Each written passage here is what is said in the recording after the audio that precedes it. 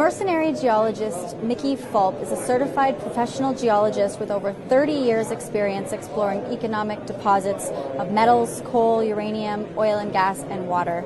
Mickey is well known in the mining community as an analyst, writer, and speaker. Joining me now, Mickey Fulp. Thank you for being here. Well, thanks very much, Allison. Welcome. So I know you have some comments on natural gas, the sector, the prices. Over a year ago, they were down, and now we're up to over $4 for natural gas. Any comments on that? Well, it's been a pretty amazing thing. Gas went down as low, below $2 about a year ago or so, and all of a sudden now it's back at $4. And this is a bit perplexing because this is a traditional low season for gas. We've come out of a fairly cold winter in the northeast U.S. and eastern Canada, which really drives the gas price in the winter. So now we are between the winter season and the summer air conditioning season, a time we'd expect natural gas to go lower, and all of a sudden it's popping up. And so I'm trying to figure out why that's occurring. Any thoughts on why that is? I talked to some oil and gas guys here in Calgary, and they say it's become very evident that the whole boom of the U.S. shale gas industry is not turning out for what it was supposed to be. So the wells predicted to produce X million BTU of gas are coming in way below that. So this glut of gas that we thought we had, evidently we really don't have. So that's kind of driving the industry right now. But it's curious. There's I track the oil to gas rig ratio, not only the price ratio, but the rig ratio, and it's gone up and up and up. So there's less than 375 rigs drilling for gas in North America right now, which may mean that the supply-demand fundamentals are going to look good for gas going forward. See, and what commentary can you give us on why nat gas was so depressed in North America versus really the rest of the world? Well, it came down to infrastructure. So we discovered all this natural gas through hydrofracking, horizontal drilling. Essentially, the shale gas.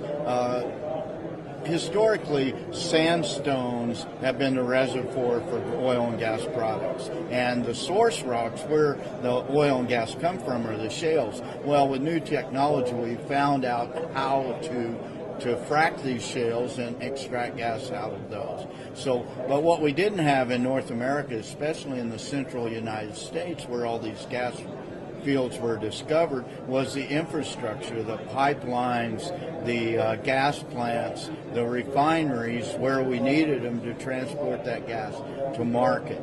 And so resulted in a bunch of shut-in gas wells. So this glut of gas in the United States versus the rest of the world, there is no glut of gas in the rest of the world, but gas is landlocked in North America. We can't get it to where it's really needed. Mm-hmm. Like Japan, they're paying $17 a million BTU for natural gas, LNG, but we don't have the capacity to compress natural gas and take it around through the Panama Canal to Japan. So it becomes this infrastructure difficulty we have in the United States, and no one's found a way to arbitrage those $15 gas prices in Europe, $17 gas prices in Eastern Asia with the $4 gas prices we have here right now. Wouldn't that be a great arbitrage? But it's coming, and the real key to it is portable LNG compression stations and tankers where you can move it anywhere in the world you need it.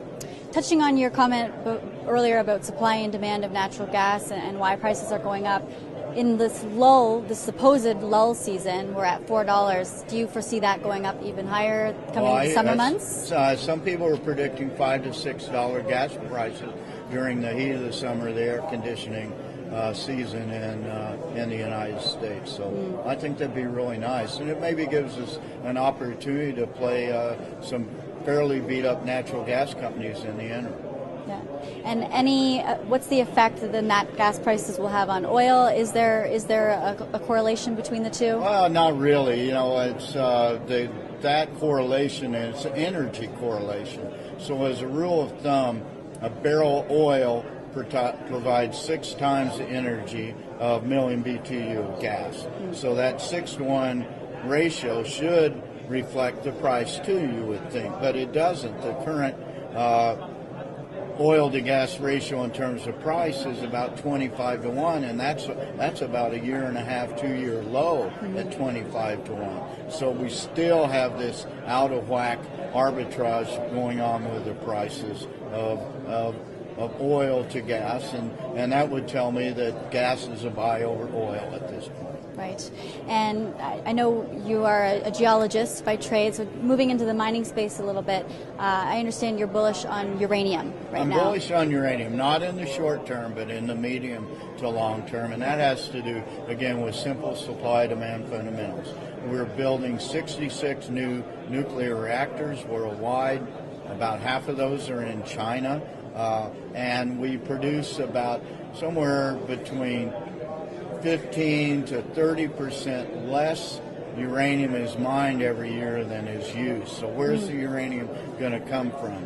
The short-term market is very much satisfied at this point, and that's reflected in the spot price. But what has happened is now we have this midterm demand, say, from year 2015, 2016, 2017 perhaps, that new nuclear reactors are going to demand uranium, yellow cake, and we need to find some new mines and get those going, because I don't really know where uranium is going to come from. Right. Any uranium-focused companies that are on your watch list right now? Well, I cover one company in particular in uranium space. I've covered them for quite a period of time, and that's Strathmore Minerals.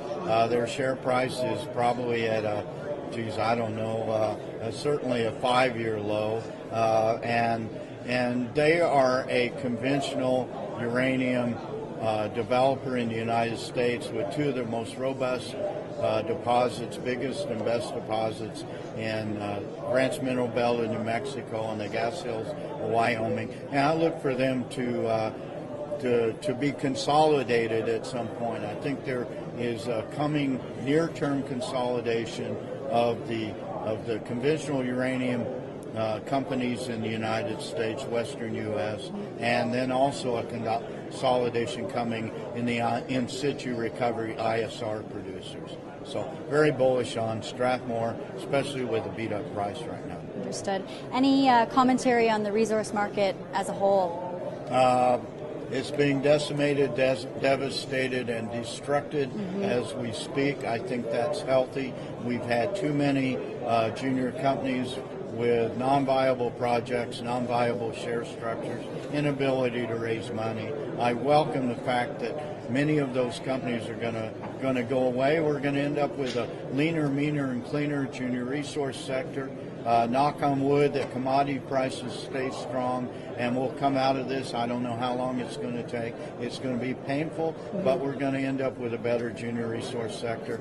As a contrarian, there are screaming buys out there right now, and this is when the big money's made. This is when the smart money comes into the market. You have to have the guts to get in when everybody's sitting tight. Absolutely. Thank you very much. Appreciate your time. Thank you very much. Mickey Fulp, the mercenary geologist.